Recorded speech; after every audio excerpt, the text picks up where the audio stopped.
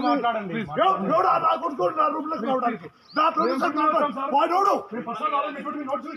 వాడోడు మా ఇంట్లో వచ్చారు వాళ్ళు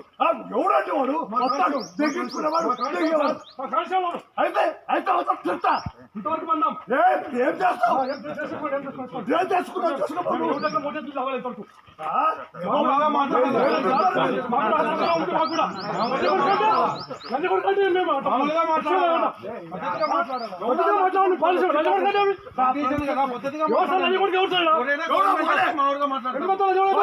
గవర్నమెంట్ వచ్చినా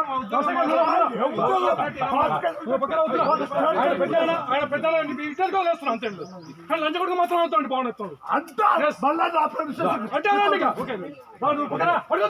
అంటే కూడా సిగ్గురా నీకు అంత నిజం మాడుతుంటే